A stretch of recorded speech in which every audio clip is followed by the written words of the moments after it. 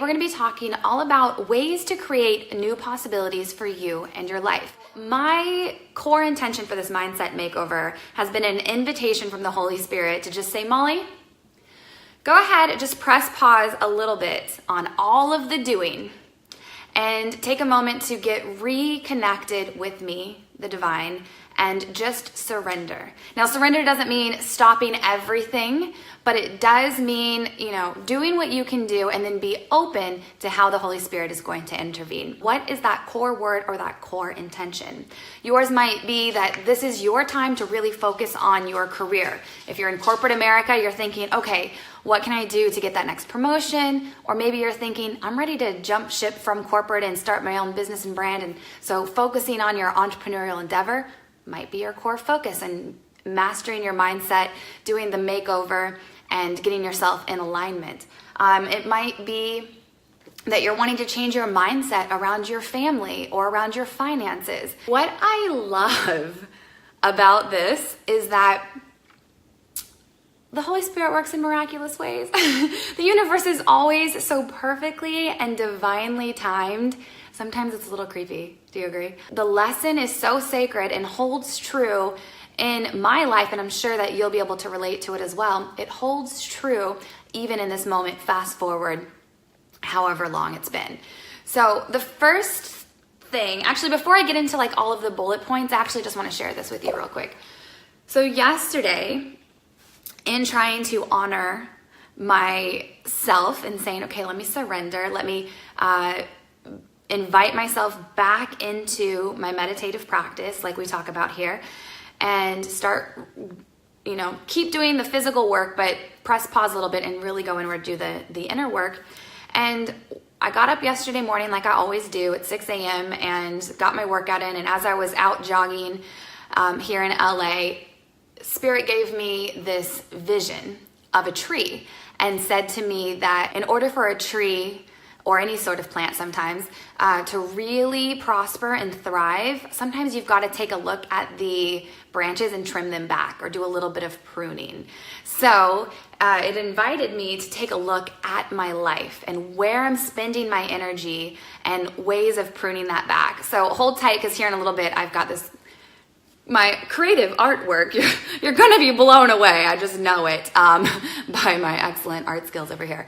But I have a really cool visual to show you, and I think it'll be really beneficial. And the reason why we need to talk about that is because before you can really start creating something new, you have to create the space for it. Right?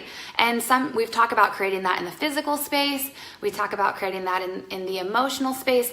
I really want to talk about today about creating it in the energetic space as well. The first thing that you really need to do is to ask yourself, when you're thinking about that next thing that you want to be or to do or to have, is to really ask yourself, how would I feel if I had fill in the blank? How would I feel if I had a wildly passionate marriage? How would I feel if I had $100,000 in my checking account? How would I feel if I was able to go and buy that new Versace handbag? How would I feel if I was able to speak love and life into 10 new clients this month? How would I feel if fill in the blank? How would I feel if? And then what you have to do is 3 things. You have to, first and foremost, you have to get yourself in that frame of mind. And like we talk about in doing the work is, visualize it, but not just visualize it. You need to act as if it is already so. So if you are someone like me who is desiring to have the opportunity to speak on stage in front of 5,000 people, you have to act as though you already are. You have to get up in the morning and be doing the things that somebody that's doing that is already doing, right? If you're someone who wants to be able to drive a brand new BMW, and right now you're just driving like an old 1980 Volvo or something, you need to get in that car and just act as though it is your new awesome BMW. Act as though. Number 2, you need to change your language. This is so perfectly timed too, because just this week over on my talk show, we were talking about just the slight shift in language, right? Our tongues are our paintbrushes to our life. And if we want to paint a different picture, we've got to change the way we speak. So something simple as recognizing when you use the words, I can't start a business because I still have kids in the house. I can't write my book because I don't even know how to put a paragraph together. I can't buy a home because I can't afford it. I can't. I don't know what it is. I don't have time. I can't because I don't have time. I can't because I don't have money. I can't because I don't have the resources. I can't because I don't know how. If you would just change that can't into I won't, that might feel like, no, in this moment saying it feels a little bit negative, but it's not. It at least takes you from a victim mentality of like, I can't, just like, oh, my hands are tied. I can't do that. If you would at least get honest with yourself and just say like, I won't start that book. I won't ask that guy out on the date. By shifting it to the I won't, what you're at least doing is giving yourself an energetic platform where you get to choose if you will or you literally won't. If you just say I won't and just whatever it is, you can at least kind of snap yourself back into a state of awareness, into the now, and then be like, wait, is that true? I won't actually write my book, or I won't actually start that business, or I won't actually get married. Your true self will come through and give you an answer and say, no, it's not that I won't. It's just that I haven't yet fully believed that it's possible for me. So first is acting as though. The second thing is just changing your language. If you're like, I can't buy a BMW, just change it. Just catch yourself and just try it, shifting and saying, I won't buy a BMW. Then you at least have some ground to stand on and say, well, maybe I don't really want the BMW, or maybe I do want it. And so stop saying the word can't and opening yourself energetically to new possibilities of being able to have, do, or be that thing that you seek. Okay, and then the third thing is to physically go there, to physically go to the dealership. I don't care if you got $5 in the bank account, go to the dealership, act as though that coaching career that you desire to have, or that promotion at work, or whatever it is, it already is so. And you're the boss lady that you are, and you're walking in and you're desiring to pay for it in cash. Just act as though, go and test drive that vehicle. You want to buy that home? Go and step into that luxurious dream home that you want, acting as though you all are already that success that you have envisioned for yourself. You have to actually go there in the physical before you can really bring it forth. We get inspired through inspiration, through the ideas and the visions that are given to us, but then we have to act as though. We have to move it from the spiritual into the physical through physical action.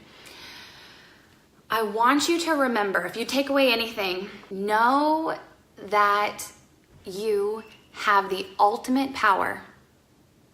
You have the ability to create new possibilities for yourself in whatever way that is. New possibilities. You have the power to create that, and you deserve it. This is a great mantra for us to be reciting all day today, all next week, for the rest of our lives, quite honestly. In fact, I have it written down on a sticky note, and I'm going to post it up in my bathroom, so I'm looking at it every morning because I love it so much. It says, I am God's best, and I won't settle for less.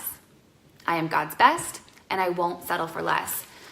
So I want you to remember that if there's something going on in your life, there's something that you need to trim away or prune away, that you're going to be able to do that. You have the ability to redirect your life energy, your creative energy, that's going to help you bring that forth. So this is what came to me in my meditation yesterday. We've heard, if you want to bear new fruit, you've got to dig up the roots, right? And so then yesterday's spirit gave me this vision of, let me take a look at where my energy is going day in and day out. And I just made up a mock-up one. I've got a specific personalized one that I made, one for my life and one for my business. We are these amazing creative beings, but we are also limited in these incarnated bodies. And we only have so much energy that we can put forth into a day. And if we want to create something new, we might need to take a look at where our energy is going and be pruning back a bit. Would you agree? Yeah. So think of your daily energy as if it's water, and you're drawing it up into the tree of your life. And now your life is multifaceted. It's going to look, everyone's tree is going to look different, but this is you. This is the core of who you are. And you have a branch over here where you're putting love and energy and focus into your family. Maybe you've got a spouse or some kids, maybe your parents, your in-laws. And what I want you to do is, in that branch of the family, just do a quick little analysis and be like, where is my marriage right now with my spouse? Is it bearing fruit that I want? And if so, then these little green leaves are representing the fruit and what's really like life-giving in your life right now. And so, if it's not, if you're not able to put any green leaves on that, maybe that's an area that you're needing to put a little bit more love into. Or maybe it's an area that you need to just get really honest with yourself, and it's something that you need to prune back.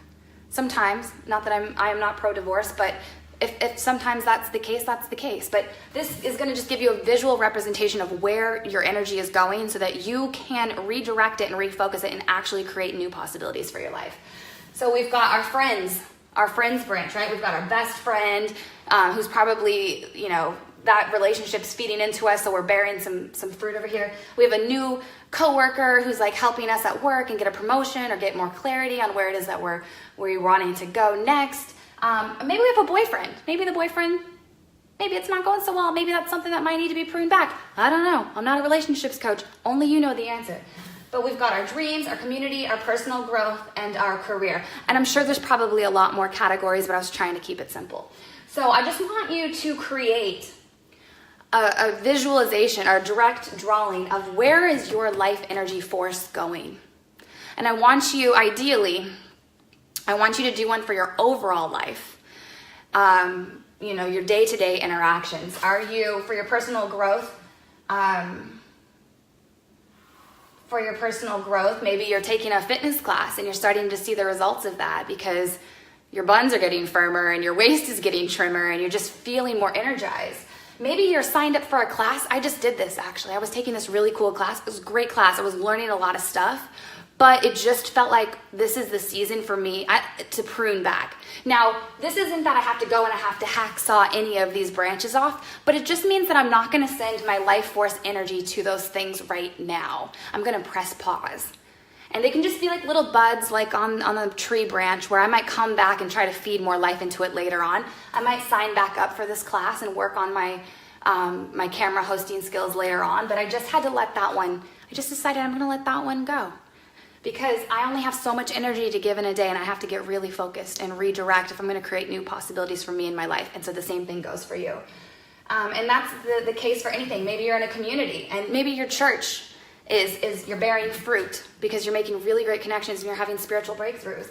Maybe you're volunteering for something that you're like, your energy is just so depleted, and that it's not that you won't go back and volunteer, but maybe you're just going to press pause on it for a little while because you're trying to create new possibilities. You're trying to decide. There's plenty of room here for you to create your new branch.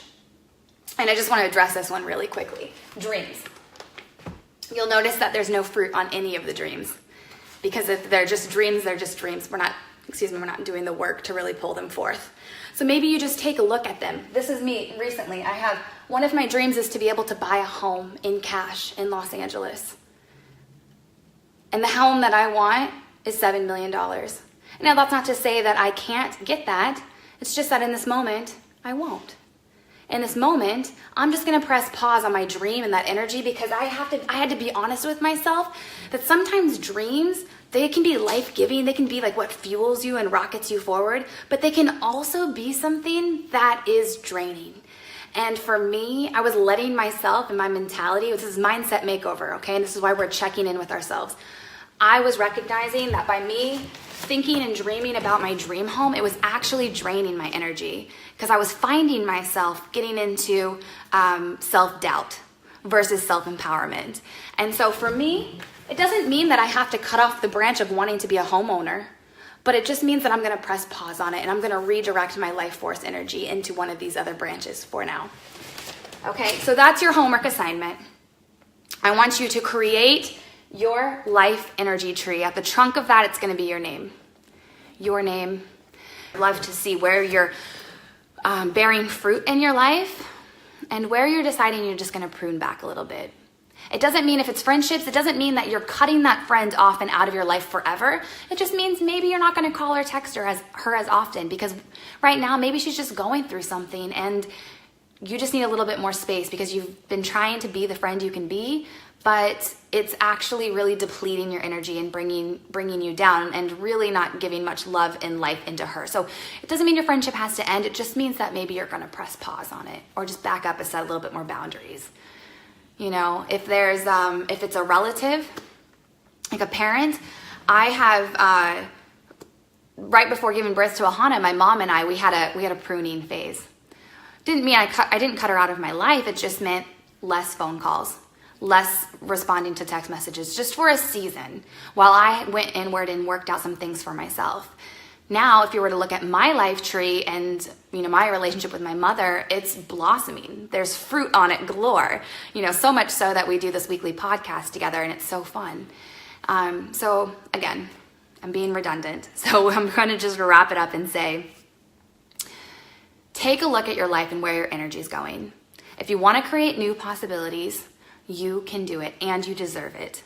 But you've got to do the work. You have to check in with yourself and redirect that life force energy towards your worthy ideal, towards the thing that you're wanting to bear fruit on.